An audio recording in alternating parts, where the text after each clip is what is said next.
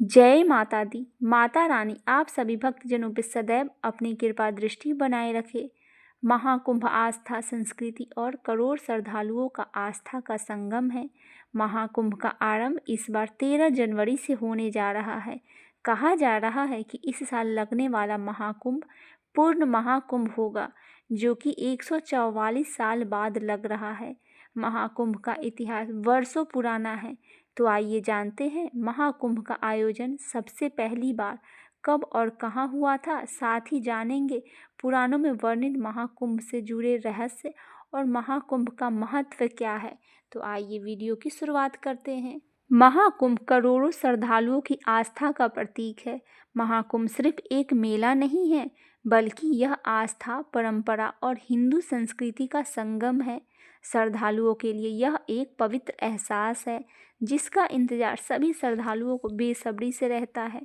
इस साल 13 जनवरी से लगने जा रहा है महाकुंभ का मेला। कई मायनों में बेहद खास होने वाला है महाकुंभ। इस बार 144 साल बाद पूर्ण महाकुंभ लगने जा रहा है। सरल शब्दों में समझे तो 12 साल के लगातार 12 वर्ष तक लगने के बाद पूर्ण महाकुंभ लगता है, जो कि 144 साल बाद आता है। महाकुंभ का आयोजन इस बार प्रयागराज में हो रहा है। सबसे पहले महाकुंभ का मेला कब और कहाँ लगा था। कुछ ग्रंथों के उल्लेख में सतयुग में ही इस मेले का आयोजन किया जा रहा था। हालांकि किसी भी पुराण में विस्तार से इसके बारे में कुछ भी नहीं बताया गया है। कब और कहाँ स्पष्ट नहीं है कहीं भी। हिंदू धर्म में कुंभ मेले का विशेष धार्मिक और आध्यात्मिक महत्व है। यह पर्व करोड़ों श्रद्धालुओं को आध्यात्मिक ऊर्जा प्रदान करता है और सनातन संस्कृति की महानता को दर्शाता है। करोड़ों वर्ष पूर्व देवताओं और दानवों के बीच समुद्र मंथन के दौरान जो अमृत निकला था, उसके अमृत की कुछ बूंदें पृथ्वी पर गिर गई थी। इन्हीं स्थानों पर हर 12 वर्षों में कुंभ मेले के आयोजन होता है। प्रयागराज, हरिद्वार, उज्जैन और नासिक ये 4 प्रमुख स्थान हैं जहां कुंभ आयोजन किया जाता है। वर्ष 2025 में यह महापर्व प्रयागराज में 13 जनवरी से 26 फरवरी तक आयोजित किया जा रहा है। महाकुंभ का अमृत कुंभ से क्या संबंध है। पुराणों के अनुसार समुद्र मंथन के दौरान भगवान धन्वंतरी अमृत कुंभ लेकर आए थे। तब देवताओं और दानवों के बीच अमृत प्राप्ति को लेकर संघर्ष छिड़ गया। भगवान विष्णु ने इस संघर्ष को रोकने और अमृत को सुरक्षित रखने के लिए एक मोहिनी का रूप धारण किया। उन्होंने अमृत कलश को सुरक्षित रखने के लिए इंद्रदेव के पुत्र जयंत को सौंप दिया। जयंत अमृत कुंभ को लेकर आकाश मार्ग से चले, लेकिन दानवों ने उनका पीछा किया। इस दौरान अमृत के कुछ बूंदें पृथ्वी पर गिर गई।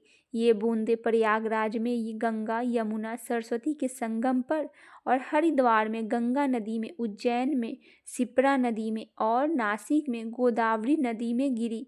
इन्हीं स्थानों पर कुंभ मेले की परंपरा शुरू हो गई।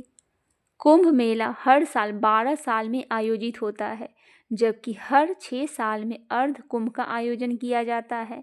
कुंभ पर्व का महत्व केवल धार्मिक दृष्टिकोण से नहीं है, बल्कि सामाजिक और सांस्कृतिक दृष्टिकोण से भी अत्यंत महत्वपूर्ण है। इस मेले में संत, महात्मा, ऋषि, मुनि, आस्थावान श्रद्धालु, पर्यटक बड़ी संख्या में शामिल होते हैं। कुंभ स्नान का महत्व हिंदू धर्म ग्रंथों में विस्तार से वर्णित है। कुंभ में स्नान करने से व्यक्ति के सभी पाप धुल जाते हैं और उसे मोक्ष की प्राप्ति होती है। इसके अलावा कुंभ मेला आध्यात्मिक ज्ञान, सांस्कृतिक आदान प्रदान और सामाजिक समरसता का भी प्रतीक है। यहाँ कई आध्यात्मिक और धार्मिक सभाएं आयोजित होती है, जिनमें साधु संतों के प्रवचन, योग साधना और विभिन्न अनुष्ठान भी शामिल होते हैं। प्रयागराज का कुंभ मेला विशेष रूप से संगम तट पर आयोजित होता है, जहां गंगा, यमुना और अदृश्य सरस्वती नदी का संगम होता है। संगम का यह स्थान हिंदू धर्म में अत्यंत पवित्र माना जाता है। कुंभ मेले के दौरान यहाँ लाखों श्रद्धालु एकत्रित होकर पवित्र स्नान करते हैं और ईश्वर से आशीर्वाद प्राप्त करते हैं।